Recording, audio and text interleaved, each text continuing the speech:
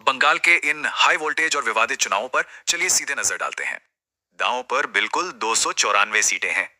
यही इस सियासी महासंग्राम का सबसे बड़ा और इकलौता इनाम है।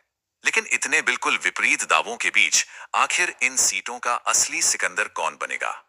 ज्यादातर एग्जिट पोल्स एक कांटे की टक्कर दिखा रहे हैं, जिसमें बीजेपी को साफ बढ़त मिलती दिख रही है। दिलचस्प बात यह है कि बीजेपी के आंकड़ों में 95 से 208 सीटों तक का एक भारी कंफ्यूजन है। कई प्रमुख एजेंसियां भी मान रही हैं कि टीएमसी के मुकाबले बीजेपी का पलड़ा भारी है। वहीं पीपल्स पल्स इकलौती ऐसी एजेंसी है जो सीधे टीएमसी के पूर्ण बहुमत की बात कर रही है। और इसके बिल्कुल उलट है प्रजा पोल, जिसके आंकड़े बीजेपी के लिए सबसे ज्यादा शानदार और आशावादी हैं। इन सबके बीच मुख्यमंत्री ममता बनर्जी ने इन सारे एग्जिट पोल्स को सिरे से खारिज कर दिया है। एग्जिट पोल के औसत और टीएमसी के 226 से ज्यादा सीटों वाले दावे में जमीन आसमान का अंतर है। बनर्जी ने तो चुनाव और आंकड़ों में धांधली के कई बेहद गंभीर आरोप लगाए हैं।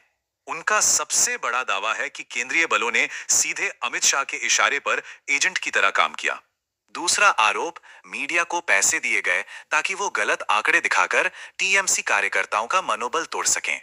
और तो और ये भी कहा गया कि शेयर बाजार को गिरने से बचाने के लिए ये आंकड़े गढ़े गए।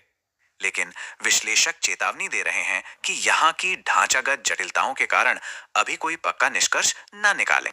एक सबसे बड़ी जटिलता है चुनाव आयोग की एसआईआर यानी मतदाता सूची का एक बेहद विवादास्पद संशोधन। इसके तहत लिस्ट से करीब 91 लाख मतदाताओं के नाम काटे गए हैं, जो कि एक विशाल आंकड़ा है।